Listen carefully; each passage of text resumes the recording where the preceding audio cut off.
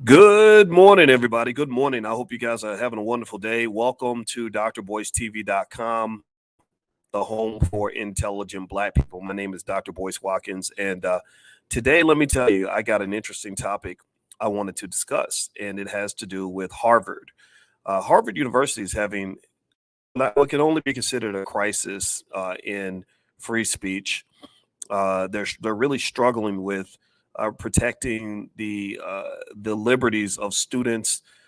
Academic freedom is dying at Harvard, which is very surprising given that this school is known for supposedly having the smartest people in the country. But this story, I tell you, this is something that just doesn't look good for the institution. And anyway, as I get started, do me a favor, please hit the thumbs up button, thumbs up, share, subscribe. You're watching drboycetv.com, the home for intelligent Black people. And I'm even going to bring my wife in. My wife, you guys know my PhD is in finance. My wife's doctorate is in social work, and she's a licensed therapist and a full professor. And I happen to be at the All Black National Convention in Atlanta, where the Black Doctoral Network is hosting their event, and they are the largest organization in the country of Black PhDs. Did y'all hear that? Did y'all hear me? Are y'all getting what I'm saying? That literally right now, as the world is kind of having these interesting events that are taking place, that you have the smartest Black people on the planet, the most educated Black people on the planet gathering and really expressing themselves in a way that's independent and free of the economic control of any of these racist institutions. Again, no disrespect to Harvard or any other institution, but I can remember their hiring record when it came to Black faculty. Their promotion record when it came to Black faculty was so abysmal that that it's pretty close to the KKK. It's like sort of KKK level estrangement of Black people, but that's okay because guess what? It's a new day, everybody. Black people, we're building our own institutions. We're developing our own spaces where we can be safe and sacred and get things done. So shout out to all the intelligent builders out here that are making things happen. Now, let's do a quick audio check. I see Terrell and Tara. Give me a yes in the chat if you can hear me okay. Give me a yes if you can hear me all right. My wife is coming in a second, and when she gets in here, I'm going to let her kind of talk on this issue. But give me a quick yes. I see James Keller, Dylan Hill. Let's see, Feet Funkerson, B Boggs, good to see you, and welcome everybody. And by the way, in case you guys don't know, if you want to know where our gathering space is, we have a social media platform we've actually built out just for intelligent Black people that want to talk about issues in a space where your freedom of speech is not going to be constrained, where nobody's going to tell you what to say. And that's really important because the people that own these social media platforms, they tend to decide who gets to talk about what. And I think right now it's a really sensitive sort of area, right? Because they have the ability to ban words and to ban conversations and try to control narratives. And again, I'm not going to tell you what to decide or what your opinion should be about the very delicate situation in the Middle East. The only thing I'm going to stand on is that you have a right to express yourself. So if you believe in freedom of speech, if you believe in freedom of expression, freedom of thought, etc., then feel free to join us at b1nation.us. b1nation.us. That's our social media platform. We don't let everybody in, and if anybody gets in there acting a fool, we push them out. We don't let people come in there and troll and harm the environment. So feel free to go there. And also, if you go to b1nation.us, there's actually a 76% discount on my Black Wealth Bootcamp if you want to go take advantage of that. All right, so let's get started on this topic here. Claudine Gay is the president of Harvard University. Claudine is the first African-American president of Harvard, if I'm not mistaken. And I'm not mistaken. I have no doubt she's the first. And she is in the middle of a controversy right now. A lot of people have very strong opinions about what's going on in the Middle East. A lot of people feel that some people feel that the Israelis are more to blame. Some people feel that Hamas is more to blame. I hope we can at least agree that the Palestinian people, if there's any blame for them, it's kind of minimal in my opinion. Maybe you can make the argument that, hey, if you support Hamas, then whatever, right? But I'm not gonna. Here's the thing: I'm not gonna sit here and tell you what your opinion needs to be. So let's just agree right now that it's okay for us to disagree and to still be friends. So give me a yes if that's okay. I'm not here to tell you what your opinion should be. My wife and I, we just take in information and we just like to look at the history of these conflicts. And Harvard's kind of ground zero for this right now. And I'm going to kind of give you I'm going to give you some backgrounds and just some perspective on all of this, particularly from a financial standpoint, because what you're seeing at Harvard is what we refer to in many cases as economic warfare. We talk about that a lot on this channel. We talk about the fact that the people who control the money typically control almost everything else. Do you get what I'm saying? I wrote a lot about this in my book, The 10 Commandments of Black Economic Power. It's a best-selling book. Feel free to go take a look. You can go to drboycebooks.com. And in my book, I talk extensively about why a big part of the reason that Black folks don't have the power that we deserve is because we don't think enough about how to strategically acquire the resources necessary for us to be able to at least control our own spaces. We ain't got to control everybody else's space, but we got to control our own. We don't have to control everybody else's institutions, but we got to control our own. We don't have to manage anybody else's lives, but we've got to manage our own. And if you want to know what we're going to be talking about this whole weekend at the Black Wealth, sorry, not the Black Wealth Boot Camp, excuse me, I'm sorry, at the All Black National Convention. That's where we are right now. I'm in Atlanta for the convention right now. We're going to talk about what that looks like, what it means to acquire resources, manage resources, and use resources to defend yourself from people that will use resources or economic sanctions to try to control your behavior. The same policies that the United States uses around the world to get their way by writing big checks to everybody else, is ignoring Black people, by the way, right? Writing $100 billion checks to Ukraine and Israel and other places, and ignoring reparations, by the way, not even talking about the reparations call, not even talking about what Black people deserve right here in this country. That is a form of economic warfare. That is one tactic in which economic power is used to control policies and agendas around the world. And so Harvard University was on my radar today because they're going through this very interesting controversy where a bunch of student groups at Harvard, now Dr. Maurice Green, who is the president of the Black Doctoral Network, informed me of what was going on at Harvard. He didn't state a clear opinion one way or the other, so I'm not pulling Dr. Green into this, but I will say that that the Black Doctoral Network, very powerful organization of Black PhDs, they were concerned about what's happening at Harvard, because what happened was there was a group of students who, in 35 student groups, who wrote a letter condemning Israel in this thing going on in the Middle East. And as a result of that, the institution started, economic warfare was declared on the institution by those who write the big checks. And so after this happened, the university kind of felt the need to go out and distance themselves from the student groups. President Claudine Gay, y'all know how it is. We Black folks, we end up getting dropped in the middle of all kinds of touchy issues and doing people's dirty work. So she comes out and makes a statement distancing herself and distancing the university from these student groups. And she was getting a lot of pressure, a lot of criticism. Former President Lawrence Summers actually came out and said, that Harvard's behavior was inappropriate, blah, blah, blah. He said a lot of stuff. He said it on Twitter or X, whatever it's called. And so this led to the university sort of making these statements. Now, here's the other thing that's really interesting. This is the part that's very disturbing.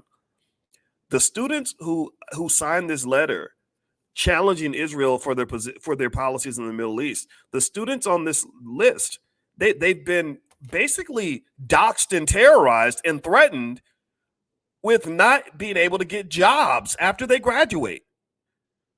Did y'all hear what I just said?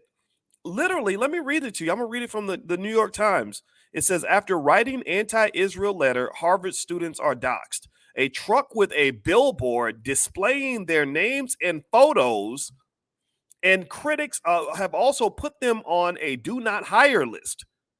There's another headline where there's a top law firm that rescinded job offers to Ivy League students over Israeli letters.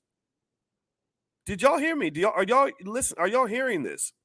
This is going on at Harvard University. This is supposed to be sort of this amazing bastion of intellectual leadership. Look at what they're doing. Look at what they're doing to those poor kids. This is crazy. This is absolutely crazy. And let me just tell you, this is not the first time Harvard's sort of been criticized for not supporting freedom of speech. I saw a ranking not too long ago. I got to go find the list, but they ranked Harvard near the bottom of the entire country when it comes to allowing academic freedom, freedom of thought, freedom of speech, freedom of expression. So if you're thinking about sending your child to that school, I need you to think carefully about the trade-offs that your child will have to make to fit in to this environment. That's it. I just want you to really think about that. And before you sort of say, oh my God, Harvard is this and Harvard is that, I think we got to question some of this. Let me read some of this to you. Hit the thumbs up button. Thumbs up, share, subscribe. You're watching drboycetv.com, the home for intelligent Black people. My name is Dr. Boyce Watkins. Also, this podcast is on Spotify and Apple. So if you go to Spotify and Apple and look up my name, you can find the podcast there. So here's what it says here in the New York Times.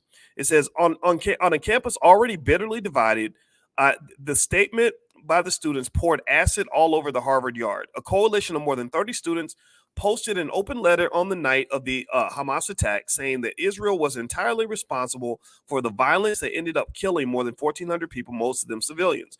The letter, posted on social media before the extent of the killings was known, did not include the names of individual students, but within days, students affiliated with those groups were being doxxed, their personal information posted online. Siblings back home were threatened. Wall Street executives demanded a list of student names to ban their hiring. And a truck with a digital billboard circled Harvard Square, flashing student photos and names under the headline, Harvard's leading anti-Semites. Did y'all hear what I just said? Now look, let me make this 100% clear, and I need y'all to give me a yes confirmation in the chat to let me know we understand each other. I am not here to tell you what to think. I'm not. Do we understand each other? I am not here to tell you that the Israelis are 100% to blame. I'm not here to tell you that I'm not here to. I don't even want to say the words Israel, Jewish, Hamas, or Palestinian in this podcast. In fact, those are the words I'm just going to avoid using because it's so deep, y'all, that they ban people from even saying certain words that literally I could get doxxed. I'm already in trouble. I'm already shadow banned for being an outspoken Black man. Like I'm some sort of terrorist who's beating people up and stabbing people on the street. I'm not doing any of those things. All I am is a Black man sort of being honest about my perspective on the world. I have a PhD. I'm not stupid. But I don't even want to say those words online. But so just give me a quick yes if we understand that I am not here telling you what your opinion needs to be. I am not going to judge you based on what you believe. I believe in something that Harvard University apparently does not, which is that you have the right to express yourself in any way you see fit. I will support and protect that. What I am here to do, though, is fight for what I believe in. And what I believe in is Black economic intelligence. What I believe in is that the strength and the success and the protection and security of the Black community comes down to our commitment to economic intelligence. What I believe in is that the same way there are people who are deeply committed to defending Israel, I am also deeply committed to defending the Black family. I am deeply committed to defending Black institutions. I am deeply committed to defending Black children. I am deeply committed to defending the Black community, particularly those that want to do better, particularly those that want to improve, particularly those that want to build. We have to defend that.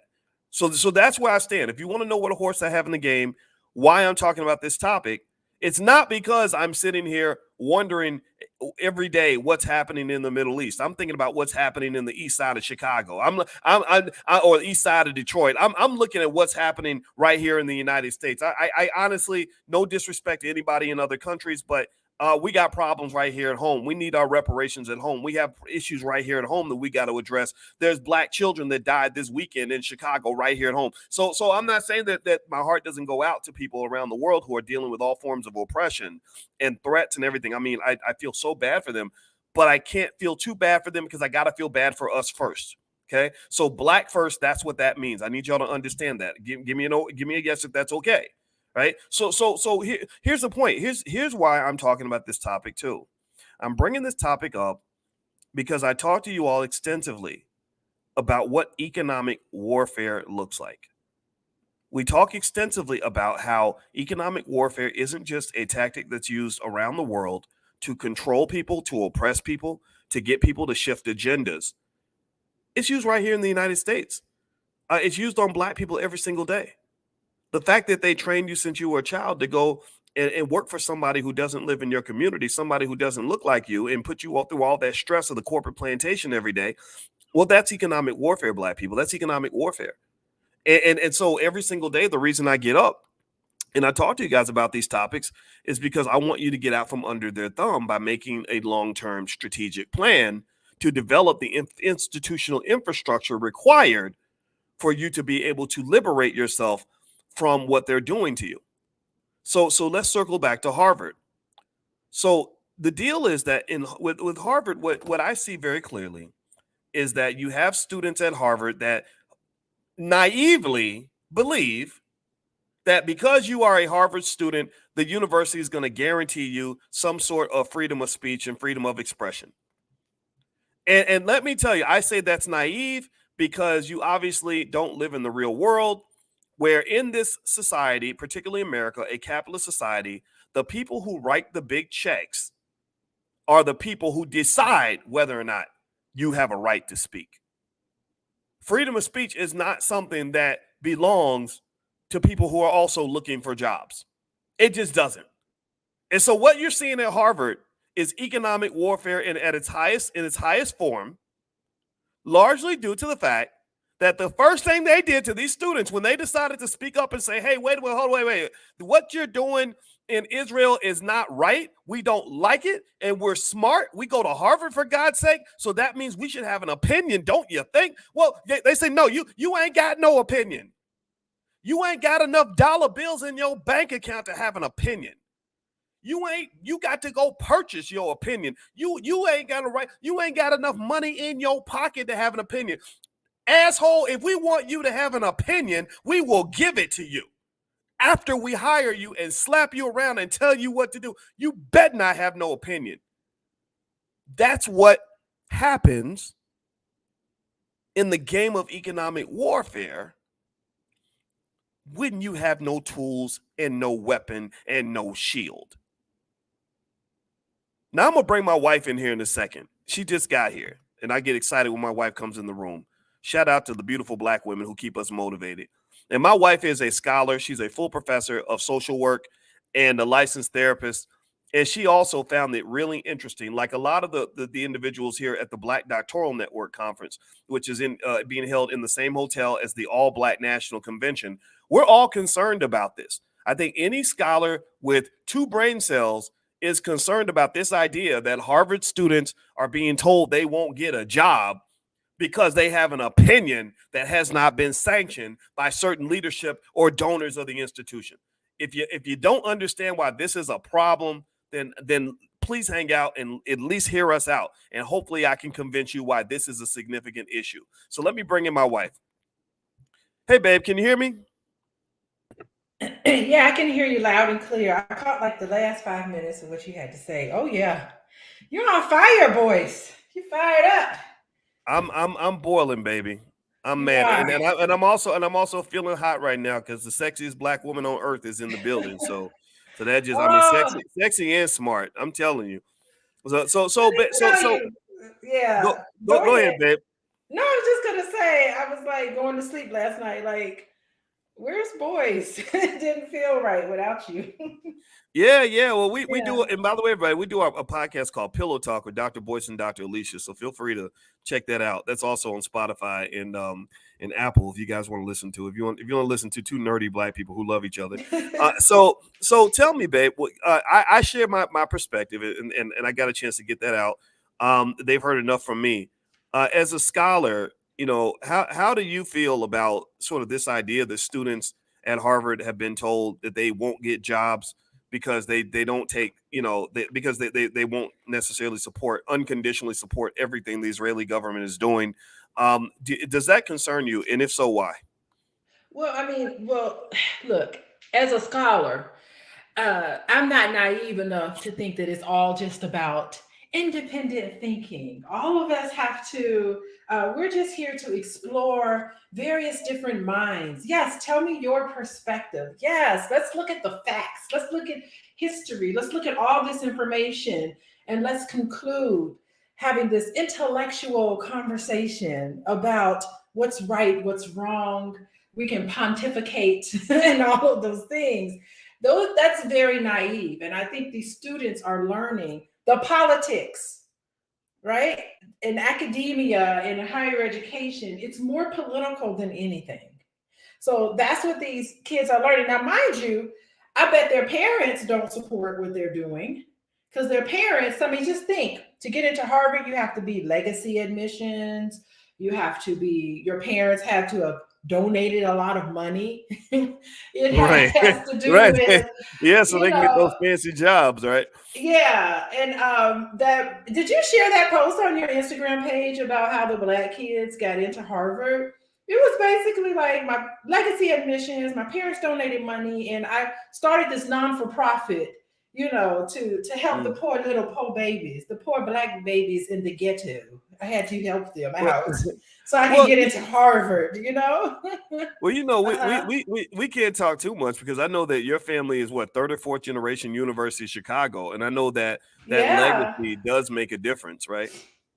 And University of Chicago, good grief. I mean, it is, I'm sure they are pro-Israeli because that whole university is they start the university academic year begins in October, right after in sensitivity to a big Jewish holiday in October. I can't remember which one it was, but it's one of those holidays. So the whole entire university is centered around the people who financially and support the university. Makes sense to me. That's the politics of higher education.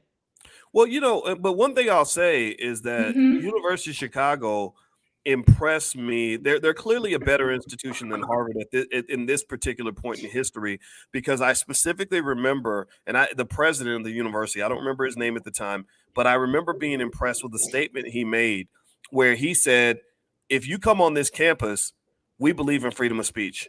He said, "You cannot Yeah. throw rocks and hide your hand, or attack everybody and then act like you're a victim when someone counterattacks or when somebody responds to what you said." Because he pointed this BS out a long time ago. He said basically my interpretation was that he was saying it makes no sense that you have these liberal students that feel they can attack everybody, shut down people, tell them what they can and cannot say, and then act all offended and sad when somebody responds, right? And at that point, I saw that as more of a defense of the conservatives. It's sort of saying, look, whether you're liberal or conservative, you have a right to speak. That impressed me with the University of Chicago. Now, in this case, what's interesting is that it's the conservatives who are seeking to suppress free speech among students that tend to be more liberal. Right? They tend to sort of Mhm. empathize more with what's going on with the Palestinians. They feel that the Israeli reaction to what's going on to Hamas's attack, which was highly problematic and unfortunate, of course. However, at the same time, you cannot talk about what's going on there without really looking at the bigger picture and the whole history of it and the response. In the Gaza Strip, you're watching hospitals get blown up and all this other crazy stuff. And I think that it's and again, I don't believe it's our right to necessarily tell people what to believe, but I think it's not our right to tell people what they can and cannot say. Yeah, I mean, I think that's true, but I'm looking at the big picture here. Like, I really think that there's a lot going on that we don't know about. Maybe we are kind of naive with what's happening. Maybe there are implications to all of this that we just Mhm. don't quite understand just yet. I mean, just think about how everybody was weighing in on Will and Jada, but we didn't have a whole story. So We were true. trying to figure out what was going on, and then piece by piece, all this information is now being released, and Jada's still talking, and Will is putting messages out there, cryptic messages, but messages still. And so now we're getting a bigger picture of what's really happening with this marriage, right? So this is the same thing going on with Israeli and the Palestinians. And I know that Biden, I wouldn't want to be in his shoes because he does have he has a very sticky sort of situation that he's in. And of course, I think we as the public, we just don't know everything. So maybe it is in our best interest to let some of the people who know do, maybe we do need to like step down and let some people do this, but they have to also understand the side of the students and the side of the people who don't want to see wars. We don't want to see babies getting bombed and people oppressed and hospitals getting blown up. And we don't want to see this impending war over territory. And they're talking to us about how to get along with each other, how to negotiate, how to listen to each other, how to collaborate with people so that we can solve these issues and manage these problems. We're learning all of this, but it's not actually happening among the adults in the room Well, who should be doing and this. I think here's the thing, right? I think that in general, I think it's sort of one of those things where if you don't know everything that's going on, if you don't know the whole history of what's happening there and the complexities of the conflict, there's kind of a point where you have to get off the bus if you're a naive American, who's never experienced this kind of warfare up close. Like I've never known what it's like to live in Jerusalem, and have rockets launched at me every day, right? I've never known what it's like to live in the Gaza Strip and to deal with the atrocities they're dealing with. I mean, it's a terrible life, right? And I think that we should all be empathetic to all that and try to understand it over time as a point of education. The reason I wanted to jump in this conversation, there were two things about the disturbing activities at Harvard, this suppression of student free speech, that two things that bother me here or that got my attention. One is that I always thought academia was a place where you were supposed to have the ability to freely express your ideas. The lack of protection of academics or thinkers to, when it comes to sharing their perspectives, even if they're not popular, the fact that that's under assault, that these students are being bullied for giving their honest opinion should be absolutely appalling to anybody who understands just how important freedom of speech is in this country. And number two, as a matter of point for Black people, because I'm here for intelligent Black people, that's who I represent. I want them to understand the realities of economic warfare and how the reason Harvard University, as much as they might claim to stand up for intellectual freedom and all that buckles and falls to the side when somebody walks up with a bigger check. Right? The people who have the gold make the rules. And I want everybody to make sure your children understand this. This is important for Black people to understand because we are often left with the illusion of inclusion. We have these myths that are fed to us that life is fair. No, it's not. No, it's not. Life ain't fair. Y'all get what I'm saying? Life ain't fair. Learn how to write a damn check. Get some resources, build your community, build your businesses, build your economic infrastructure. And then what you'll find is that the more economic strength you build as a community, the more life tends to be at least somewhat fair and maybe even unfair again, but it's unfair in your favor. And I think that as Black people, we don't get that. We have these myths that, if I just show up and vote for the Democrats, then somehow life is going to get better. No, it's not. Look at the evidence. Or if I go to my job and they have a statement saying that they treat Black people fairly, like they treat them the same as white people, then that's going to happen. No, it's not. Look at the evidence. When you can't write a damn check in this society, and this is where I give credit to the people that are using their economic power to support their own agenda. What they're basically doing, it's a straight up jacking. It's like, look, we know what you're supposed to theoretically do, but just understand that your ability to even exist as an institution is dependent upon whether or not we decide to write the next check. Don't you ever get it twisted when you're playing this little fairy tale game of academic freedom. That's what I want people to understand. Go ahead, man. Yeah, this is an excellent lesson in that. I mean, what happened to Harvard is supposed to be veritas. Isn't that like Latin for the truth? They get the lesson. You're a comedian now. I'm start calling you Miss Eddie Murphy. Go ahead, man. Yeah, I mean, this is their lesson in the truth. Like, this is really what's going on, and they need to learn. I mean, we've been watching. I mean, Boyce, me and you, we've been so obsessed with watching Billions, Succession.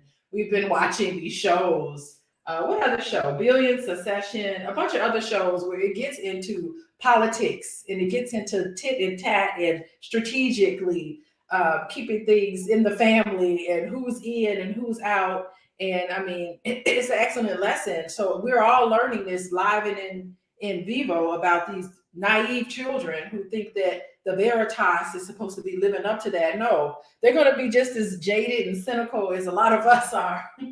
Life is throwing at them. Because what are they, 20, 21? Yeah, you're going to learn today. You're going to learn today. You're going to learn today. You ain't learned. You're going to get it. Mm-hmm. By the way, everybody, you're listening to drboycetv.com and Pillow Talk with Dr. Boyce and Dr. Alicia Watkins. My name is Dr. Boyce Watkins. This is my wife, Dr. Alicia Watkins. Dr. Alicia is a licensed therapist and a full professor of social work. And so we like to have intelligent conversations about issues that impact the Black community. So if you'd like to learn more about what Dr. Alicia does, she sees clients on an individual and collective basis. Feel free to go to coachingwithdralicia.com. That's coachingwithdralicia.com. And my wife is going to be joining me later on today at the All Black National Convention. We are meeting in Atlanta. It is the greatest gathering on the planet of intelligent Black people from around the world. And so it's on now. We start tomorrow, and we're going to be doing this all weekend in the ATL at the beautiful Marriott Marquis. And this is a special historic weekend because the Black Doctoral Network is also having their convention here, which means you get a double dose of really smart Black people. The Black Doctoral Network is the largest organization on the planet of Black PhDs. And this is one of the first times in history that you have had this many really super smart, highly educated Black people get together to solve problems for the Black community. So it's a big family reunion. It's a lot of fun. And it's a great space to be in. Lots of love, lots of power. So feel free to join us. Go to allblacknationalconvention.com. But I don't even know if any tickets are available. I think we might have sold out, to be honest with you guys. But you could check allblacknationalconvention.com to see if anything's there. All right, so let's hop in this. I got just a few more minutes, babe.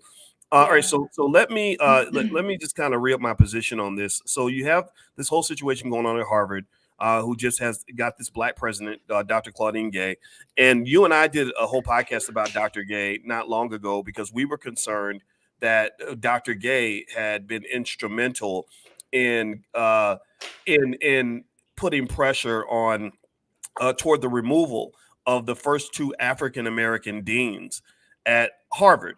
And and one of them happened to be a friend of your family. He was a lifeguard with your brother, and we talked about this idea that Black people from other countries can be used as weapons to go after African American people. And I think that spoke to the importance of, as Black people, us distinguishing between hires of Black people who are truly African American, who fit the agenda of the Black family and the Black community, versus hiring Black people from other countries and saying, oh, well, because they have brown skin, this person from Africa or Haiti or whatever will do, when the reality is that descendants of slaves have our own unique issues that don't tend to get addressed.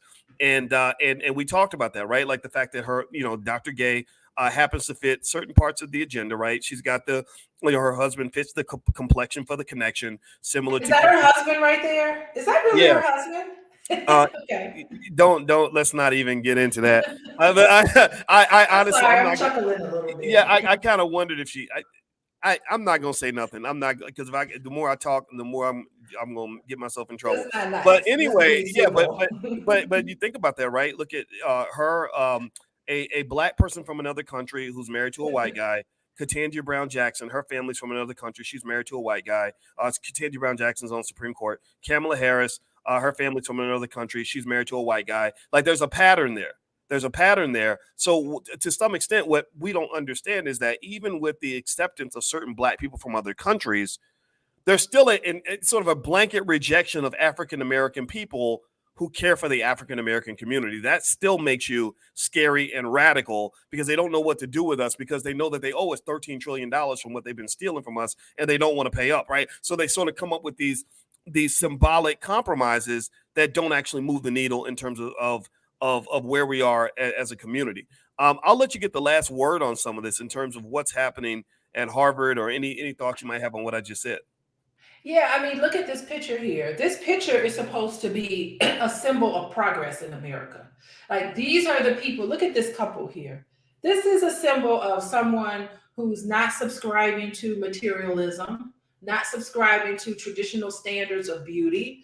I'm sure she is very intelligent. She's probably a very nice, kind lady, but she is open to diversity. She is not B1 probably. She is what it represents, the next generation of Black folks who will be acknowledged, because it's a symbol of what makes white people feel comfortable.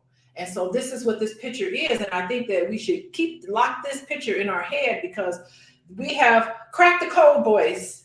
Or I'll say you cracked the code. You cracked the code on what Black people are going to rise. And it's going to be a Black woman, typically, or a very non-threatening, effeminate Black man. We've cracked the code on this. And so let's just keep this in our heads, and let's watch and see who else rises up to the top. Who else gets their good nigga sticker, as I call it.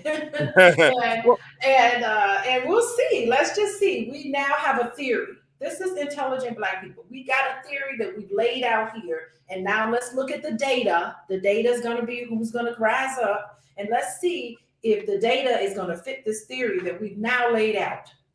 Well, you know what, and let me kind of be clear. I have a lot of admiration for Dr. Gay. I mean, I looked at her background, I read her whole bio. She's highly accomplished, hardworking. Same thing with Ketanji Brown Jackson, Kamala Harris, all of them amazing people.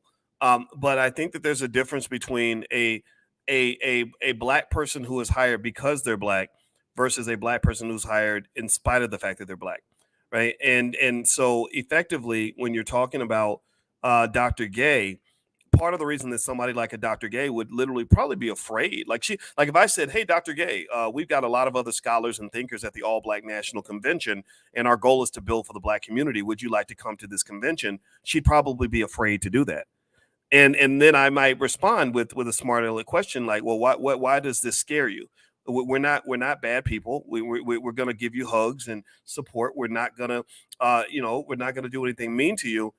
Well, she'd be afraid mainly because the people that write the checks see African-American people, intelligent Black people, as a threat to their power structure. They see us as a threat to the fact that we do have a country that has made trillions of dollars controlling and managing African-American people. And so when you have intelligent Black people who stand up and say, no, this is nonsense. We deserve the right to own things. We deserve the right to have a better, stronger community. We deserve the right to have solid families. We deserve the right to run some schools just like you do. People get upset with that. They get nervous with that. So pay attention. This is what's fascinating, right? I bet you there are rappers who could have more access to Harvard and the elite at Harvard than there are intelligent Black people who actually put the Black community first. So Dr. Gay, when I see Dr. Gay, I don't see B1 or Black first. I see H1 or Harvard first. Like, that's what she is. And she does that very well. That's why she's the president of that institution. And I think that as Black people, we have to understand the difference, because if you're always letting other people put other stuff first, then you'll never get a good place in line where your community is actually going to be served. But Harvard will always be well taken care of, because their endowment is probably about 10 times greater than the endowment of every HBCU in America combined. Did y'all hear what I just said? I want y'all to process just how much more wealth and power Harvard has than the entire Black community put together. And I need you to ask, is that fair? Is that the life you want to live? Is that where you want to be forever? Is that where you want your kids to be? And if the answer is no, you better fix it and you better change your behavior. It's your turn to talk. Okay, yeah. So I'm sitting here thinking about the mayor of Chicago. If I could kind of like talk about a rising Black person. I mean, he's in a heck of a position right now where he is under I don't envy any of those people. Like, he's the mayor of Chicago. He's got to be the mayor of the whole entire city. Just think about how big that city is and how diverse it is. Like, he is under so much pressure to figure out what to do with these migrant workers. Is that what's called, migrant workers? And I mean, he's got a real issue on his hands that he really has to address. He has to address. Like, this is right at our front door. And I'm thinking, if I was in his shoes, I don't know what I would do. Like, it's just such a tough situation.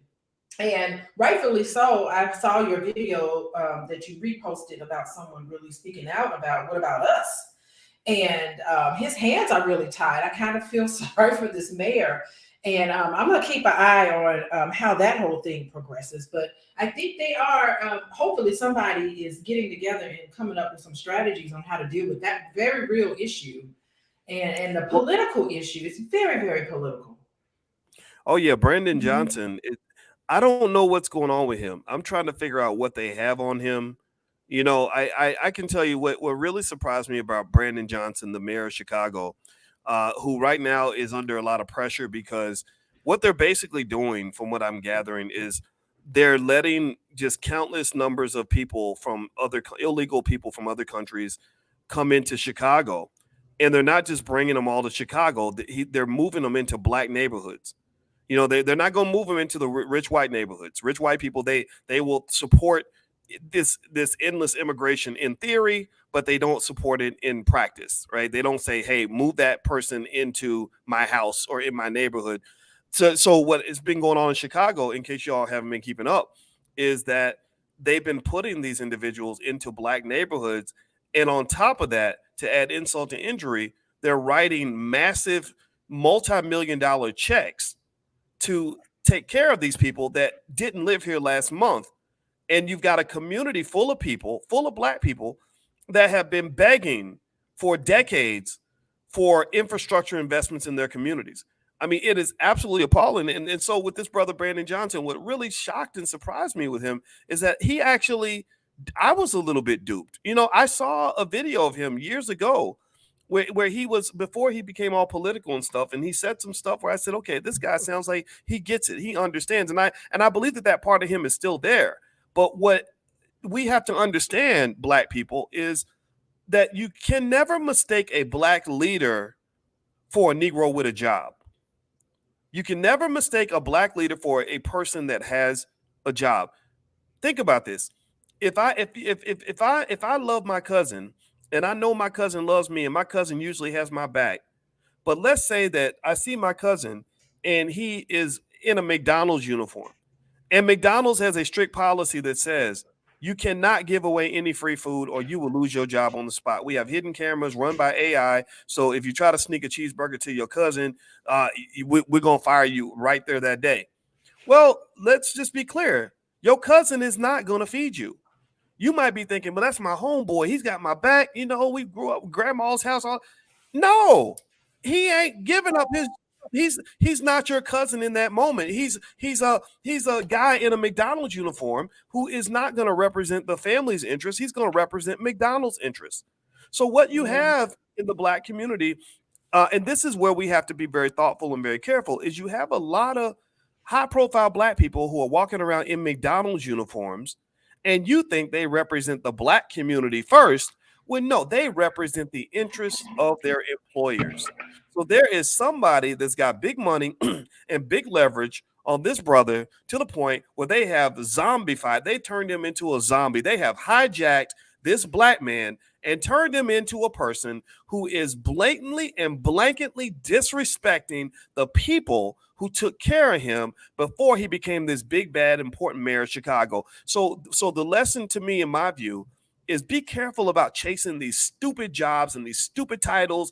I want to be Harvard. I want to be the president of Harvard, and then I'll be somebody. I want to be the mayor of Chicago, and then I'll be important. I want to be a senior manager at Google, and then I will have made it, y'all. No, you are somebody before you walk in that door. And in fact, if you're not careful, you could that walking through that door can zap you of everything that made you relevant to the world in the first place.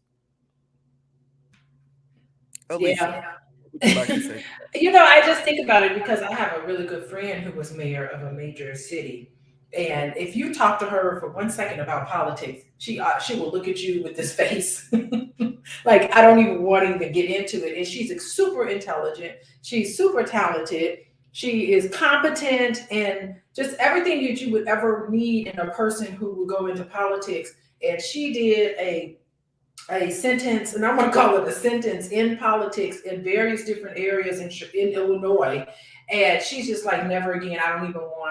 I would never, ever run again. And she is someone who could really actually make a difference, but she got in it and she saw how ugly it was and how terrible everything ended up being, and she's very, very, as I say, bitter about how she was treated, how unfairly things were thrown at her. I mean, I don't know if Black people have the stomach, if we have the stomach to really endure what it's like to be in politics, what it's like to be in the political world of academia. And yeah, so, and even if that the president of Harvard came to the All Black National Convention, I'm not certain she would have a message for us that would really push the agenda forward. Like, I'm not even certain if she was placed in front of us, if she would land in us in a place where we would feel empowered. I'm not certain, honestly. So I just want to comment on she wouldn't be somebody I'd invite because I've trained myself to not care that you're the president of Harvard. That doesn't mean anything to me. That doesn't mean you've done anything for Black people. That means you did something for Harvard. So if I'm Harvard first, if Harvard is part of my soul and that's what I care about, then of course I admire everything you've accomplished. But we got to get past this idea that our most successful Black people are the ones who've been stamped and validated by white people. Sometimes those are our least effective Black people because they're heavily distracted. You understand? If I'm your husband and I'm Team Alicia, I can't say, well, you should honor me because I went off and married another woman. No, that's me. I have a conflict of interest at that point. At that point, I am in another woman's house. I'm taking care of another family. I'm not taking care of your family. So why would you honor me as if I was really, the man of your house when I clearly don't live in your house and I clearly can't. There's only 24 hours in a day, and most of my day is spent taking care of somebody else's house. So a lot of the reason that the Black people's homes or our community as a house is not taken care of is because most of our most successful Black people are off giving their absolute best to other people. And we don't know the difference because we somehow believe that white validation makes us more worthy. And I really believe and understand, and this is what we represent here at the convention, is that the people that are most meaningful to the Black community are the people who are pouring their energy, their time, their expertise into the Black community. The Chinese did that when the Chinese economy was failing and everything else. They said, we don't care what you're doing for the rest of the world. We don't care if you're in America making a bunch of money and doing all this great stuff for America. Good. Go talk to them. They said, we want to know what you're doing for China. That's how we measure what caliber of a Chinese citizen you are. Black people have to take that same paradigm. And here's the other thing about politics, babe. Politics, academia, all that stuff, it can be fun, but you have to be the person writing the check. You have to be the person in control of those institutions. Like, so for example, when I was on the faculty at Syracuse University, it wasn't that much fun for me. But if people like me with my same values ran that institution, I would have had a blast. I would have been embraced. I would have been awarded and applauded for the work that I was doing. But the reason that they had a concern about me being there, for good reason, is that I wasn't out here trying to do the things that they consider to be important. I wanted to do things for the Black community, and the Black community does not have the economic infrastructure to support people that want to do the best work for our people. That's why we have to learn economics so we can build those institutions in those spaces where you're going to be not just accepted despite the fact that you're Black, you're going to be rewarded because you're extra Black. And this is something I want everybody to understand. So no disrespect to any of these people that we're talking about. I feel sorry for Claudine Gay. I really do. I feel sorry for Brandon Johnson. I wouldn't want to be in his position. But I can tell you what, we got people in the community that are getting it done. And those are the ones I applaud. So I'll let you get the last word, babe, and then we'll bounce on out of here. Any final thoughts on Harvard in this whole situation where students are not getting jobs because they don't agree with everything Israel does? What would you say to those students if you were talking to them in terms of sort of how to respond to this? Yeah, you know what I'm saying? I think that's a little extreme. I mean, to actually post their names, I heard you say, and to say, do not hire these individuals, I think that's a signal to us that this is way more serious than we know. Like it's almost like stand down. This is how, because usually you got people at Harvard protesting all the time and coming up with position statements. I mean, they got time on their hands. They're in there and they're thinking and they're learning about history and they're doing what they think is right to do. They're a little shiny eyed and bushy tailed and ready to like dive in and change the world. Like, I love that's why I love teaching college students. It's really adorable, to some extent. But I think that if they're able to clamor down really hard with a hammer to say, do not hire these individuals, it's not about not hiring these individuals. The real message that I'm taking away from that is that this is a lot serious. This is way more serious than we think. There must be something else brewing. There's something else happening. There's an X factor here. And I think that maybe we should pause and be like, oh, okay, you that serious. It's like when your mama get upset with you about something, and usually you can get away with it, but then she really look at you serious, like, no, you need to come on here. Like, it's almost like, oh, let me just stop and do what they say, mid-sentence. Okay, I can see, I can read the room, and I can tell this is beyond my pay grade, and there's some things happening that I don't understand, because everybody's been kind of whispering about I don't even want to say it, this possible big WW3, we don't want any of that to happen, because I live a very comfortable life. I don't want anything to disrupt that. So maybe these Harvard students, and they put it out in the news, and they don't care. They don't care if you like it or not. This is what we're telling you. What you gonna do? Not go to Harvard and go to another school? Go right on. You're gonna go somewhere else? So that's what that's telling us. I think it's a really good message that this is really getting serious.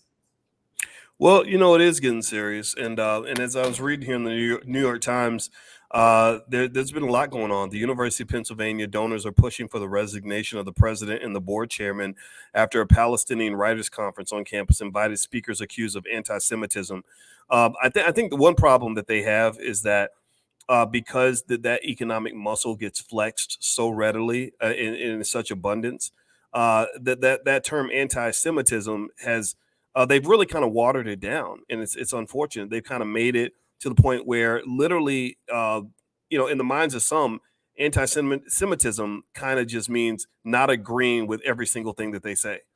That if you disagree on any level with any of their policies or anything that they do or that they believe, then you're going to be accused of anti-Semitism. And I think that the people are kind of getting tired of it. I think people are starting to stand up and say, no, this is nonsense. And I just identify really clearly, because my background's finance. I see, okay, this is economic warfare. This is a community that has really, really maxed out on their ability to control media, to control money, and to use that money to maintain power. And I, to some extent, I applaud it. I say, okay, that's good for you. I think that this is something that Black people can actually learn from, and we should be taking notes. However, another thing you should be taking note of is what might be considered the abuse of power. When you're suppressing and oppressing people's individual liberties, because they just said, hey, I think you're wrong. Well, then that's wrong, right? And the only time you have that ability to truly fight that level of oppression is if you have some form of economic independence, right? So if I'm a Harvard student and they're telling me, hey, if you use your freedom of speech, you're not going to get jobs with certain companies. Well, you know what? That's where things like investing and what we do in the Black Business School, that's where it's so important. I've explained countless times to everyone who listens, and I hope that I hope you're paying attention, because you got to do this now. If you do little things like invest that $5 a day, which you go to boycewatkins.com and get the $5 a day plan, it's totally free, or just text the word stock to 31996. I'll send it to you. I'm a finance professor. I know this stuff, right? I'll put it on the screen. Text stock to 31996 and you can get a copy of it. Basically, a parent who invests just even as little as $5 a day for their child when they're born, by the time that child is 20 years old, they've got, I want to say, somewhere around $100,000 liquid, right? So a kid who's got $100,000 in the bank has more freedom of speech than a kid who has $0 in the bank. Do you understand what I'm saying? Right? A young person who is financially secure has more options, freedom, and flexibility than somebody who is buried under student loans. Give me a yes if you follow what I'm saying. When you are buried under student loans and you are sweating over your next paycheck, and you don't have any options, then let me just tell you what, You better do what those folks say. When they say jump, you better say, well, how high, massa? How high, massa? Because if you get to talking slick, because you have somehow been deluded into believing that freedom is free, you somehow think, well, I have a right to free speech. I don't need no money. I can say whatever I want. Well, there's going to be a consequence for that, and it might be a price that you're not able or willing to pay. So make a choice. Either let people, shut you down and oppress you for the rest of your life, or have an economic plan so that when things get too hot, you can just walk away. That to me, that was the greatest, most important decision I ever made in my life. In my experience, trying to deal with the stuff that involved going for tenure and all that in academia, I didn't like it because it was a lot of work doing things that I didn't think were going to make a big difference in society, weren't going to help the people that I cared about, and just wasn't work I enjoyed that much. I was good at it. I put a lot of time into it, but I didn't want to do it. I didn't want to do the whole tenure dance and not explore all the gifts I felt that God gave me. I said, God gave me the ability to have some insights that I think can really benefit millions of people. And you're stopping all this because you got me worried about whether or not I'm going to get this stupid job. And so I figured out one day, perhaps in a dream, I don't know, but God sent me that message. And he said, boy, if you want to be free and to really reach your potential, you better learn how to pay your own damn bills. And that was hard for me because I never imagined a reality where I could survive financially without a white man paying my bills. That's how brainwashed we are as Black people. So I realized what my next mission was. I said, if I can solve this one problem, then I'm going to be free. If I can fix this one thing, I can have freedom for the rest of my life. And what was that one thing? That one thing was to be economically independent and find a way to make enough money to pay my bills and not have to get up and go work for anybody. And then I said, if I can do this, then I can be the person that I believe God meant for me to be. So a lot of y'all in here listening, you're not reaching the potential that God set for you. You're not being the person that you're supposed to be. You're being a cheap imitation of yourself because the person paying your bills, that little $3, $4, $5,000 a month, is controlling your ability to do the things you want to do, put time into the things you need to put time into, to say the things that need to be said, and to do the work that your community needs you to do. So I'm just doing a quick call to arms for anybody out here that's understanding what I'm saying. I'm shouting out into the universe to anybody listening to say that we must, as Black people, we absolutely must create financial plans for ourselves and for our children so we can be free of this nonsense. That means, to make it very simple, and thank you, Babe, for letting me get this out. I'm going to stop talking because I know this gets me going. Number one, every Black child in America should learn how to start a business by the age of 12 so they don't have to work for people and beg for jobs in order to survive. You shouldn't be begging your oppressor to pay your bills. That's a recipe for disaster. Number two, we should be buying shares of stock for our children before they're born or on the day that they're born as early as possible. Because if you do that consistently, every economic model I know shows that by the time your child is 20, 25 years old, they're going to have more money than most white people. Number three, ownership is the key to power. The reason that that community is able to put that pressure on Harvard and Yale and all these other institutions and put them back in line on this whole controversial conflict is because they have harnessed their economic power, and I ain't mad at them for it. I ain't mad at them. I'm pointing it out, but I'm not mad at them because I'm realistic about how this game is played.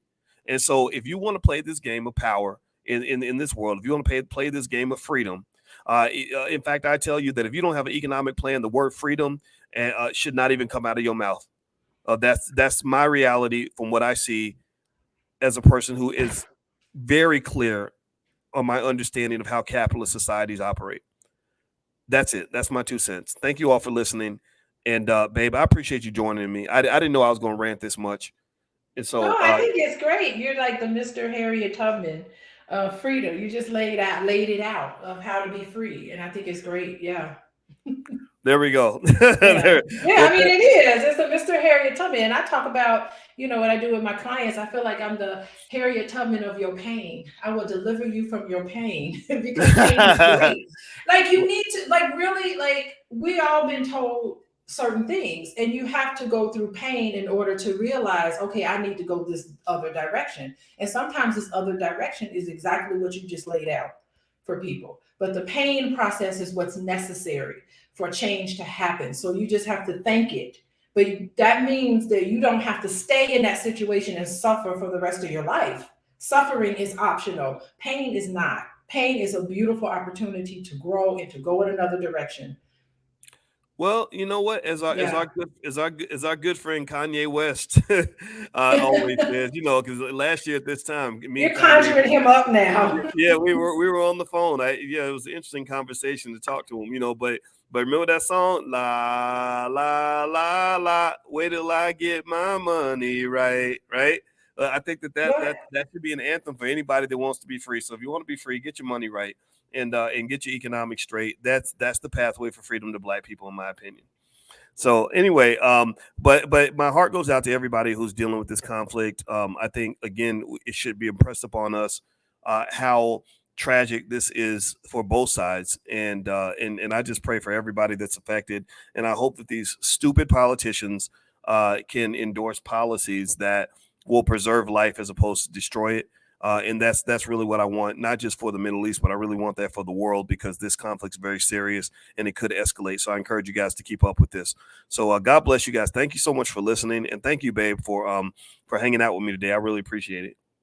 Yeah, it's a big deal. I got like 100 things I got to do before I get on this airplane tonight. Oh yeah, you did, and you Oh took my that time gosh. And I appreciate you taking that time out for me. All right. So everybody, Right. do us a favor. Please hit the thumbs up button.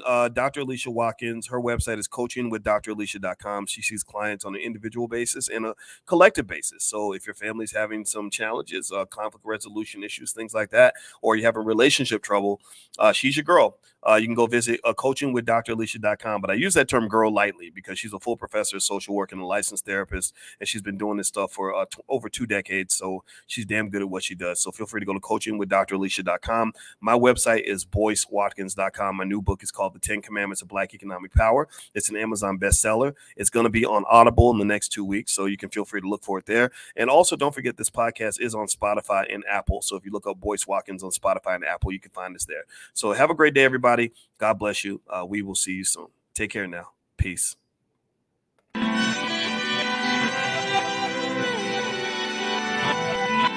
Here we are, clan the isms, cataclysm, great. Our people out here struggling, trying to make it in this state. Everybody out here doing it, but we the ones who late. Now family, we the ones who gotta delegate. Get that money in the power, never be fake.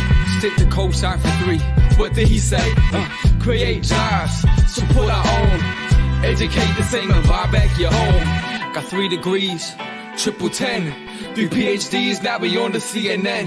DBTV, let's talk about negligence. Ignorance is bliss, but we can turn it to intelligence. Believe none of what you hear, half of what you see. Let's break it down here on Dr. Boyce TV. Here we are.